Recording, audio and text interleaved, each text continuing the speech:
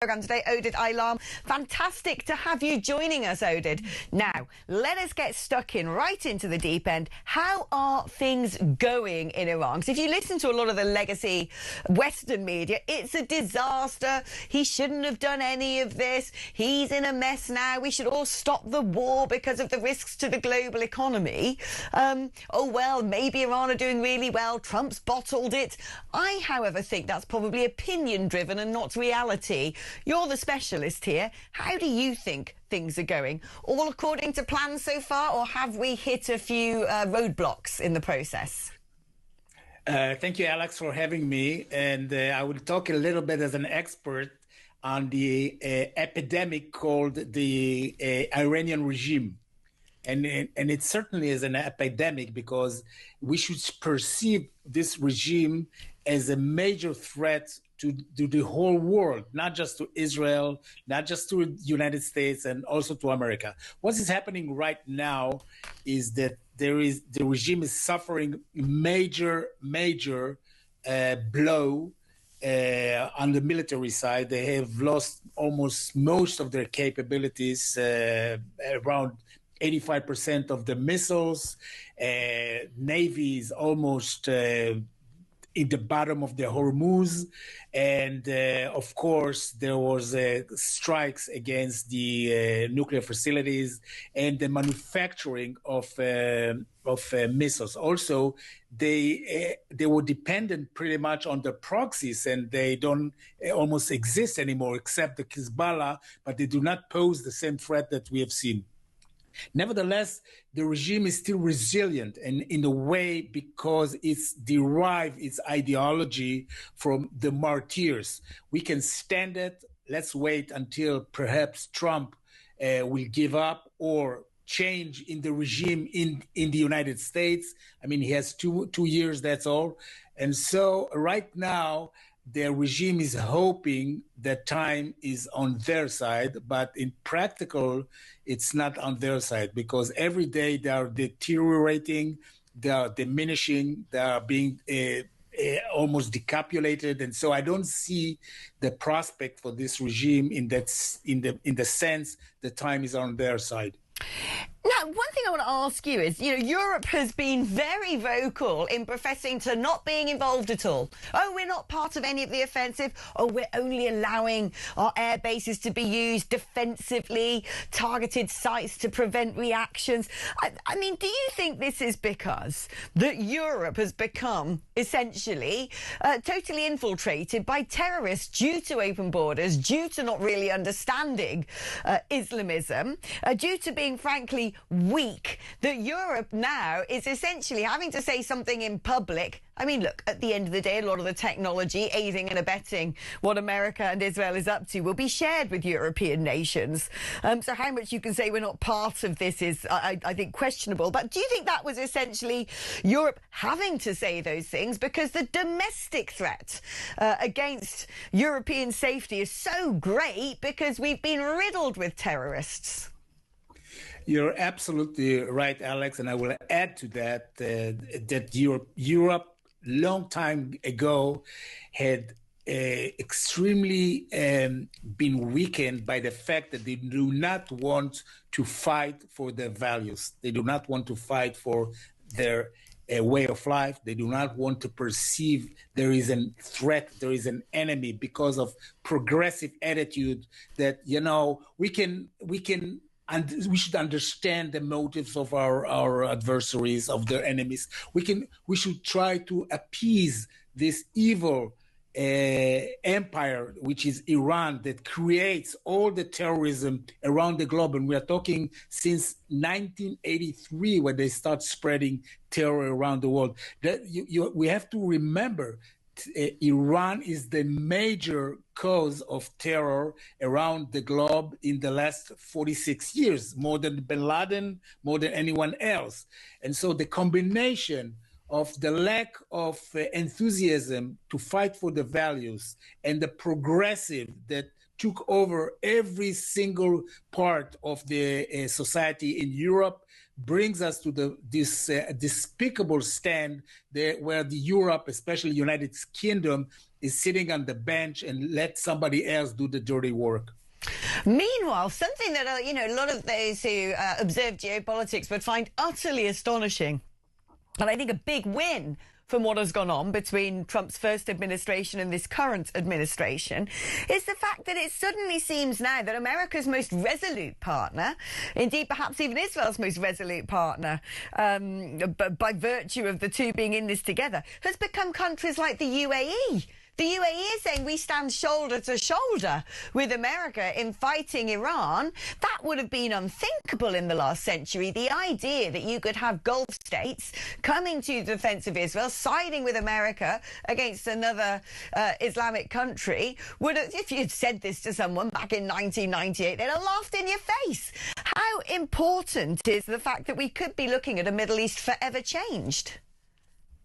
I think we are going to see a completely new architecture, which is going to be the outcome of this campaign. It's not going to be immediate. I don't see the crumbling of this regime happening in a day, in a month, even more. But definitely it will bleed to death unless the Americans are going to lift the sanctions. This is extremely important that the Americans and the European will maintain the sanctions. And so we're going to see a complete and total change in the Middle East, in the architecture of the Middle East. It's not just Iran, it's the whole apparatus of the moderate Sunnite that are going to realize who they can trust, and it's not Europe. And certainly it's not China, and it's not Russia. And so I think in that sense, the EU had lost a great opportunity to be a pivot and a prominent member in the restructuring of the Middle East, and in fact all the world. And I see, by the way, that this is the end game for NATO. I don't see how can NATO can sustain after one of the members was attacked so severely and not going into the campaign with them. Oh, don't you? NATO will suddenly remember it wants NATO to exist, and it wants to be on America's side the minute that, Russia comes back into the equation again. What is the appetite like for this war in Israel? I've got a good friend who lives in the suburbs of Tel Aviv saying that, at the moment there are cluster missiles and more things, therefore, are getting through, landing in civilian streets, not really inflicting loads and loads of damage, but certainly disturbing everyone's sleep. And there have been some fatalities in the north and the south of Israel. The difficult nights, as Benjamin Netanyahu has called them. On the whole, are Israelis in support of what is going on, or is the tide turning in public opinion? Because there are far more attacks managing to get through this time than previously. First of all, I think going back and forth into the safe house or the shelter, it's good for the diet. So in that sense, I think we appreciate it. But actually, I think the Israelis are expressing a tremendous resilience in the way that we can handle that. We're almost a month into it. And I think the Israeli backbone society is strong and understanding that this is an historical moment that we have to suffer now for the sake of our children and our grandchildren as well. I just want to ask you something. It was a sort of headline from a while back, but I don't think that the media in this country made enough of it or asked enough questions about when at least missile debris appeared to fall in Jerusalem Old Town, very, very close to the holiest of holies, to Temple Mount, to the Al-Aqsa Mosque. What on earth was going on there? Because do you think that Iran wanted to deliberately target that religious site in order to sort of, false flag and claim it was someone else? Was it an accident? I mean, to me, that was absolutely astonishing, because if anything had happened to that particular religious site, a lot of people around the world would have been up in arms. Just imagine, Alex, what would have happened if they had eradicated and annihilated the Al-Aqsa? It will absolutely start a war between the Sunni and the Shiites. Let's not forget the Al-Aqsa is more important to the Sunni than the Shiites. But I don't think it was deliberate, because we see that they cannot really pinpoint towards certain areas and target them. But that was definitely something extraordinary. And in that sense, it was very, I would say, even ironic to see the reaction of the Palestinians towards that. They did not blame the Iranians. They blamed the Israeli for intercepting this missile, and the derbies had fallen very close to Al-Aqsa. So this is the ecosystem we're in right now.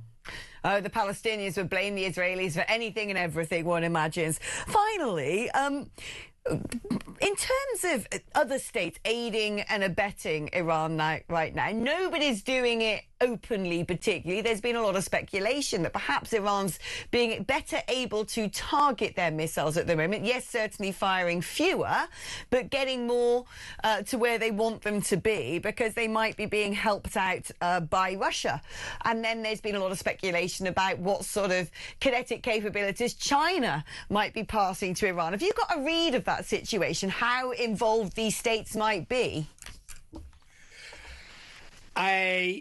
I don't see China actually being involved in submitting any sort of intelligence and satellite or whatever to the Iranian regime. I think China is sitting on the bench right now, looking for what is going to be the outcome. They're not certain this regime will survive, and they're not pretty much supportive of what is happening, in the sense that they are even not supplying what they should have supplied, like the HQ-9 anti-aircraft and radars, and even some sort of fuel for the missiles. They are not doing their part. On the other hand, the Russians are definitely supplying intelligence. They have satellites. They have all sorts of intelligence apparatus that they are supplying to the Iranians. And definitely they are supplying vital information on American assets, American targets, and American in the area.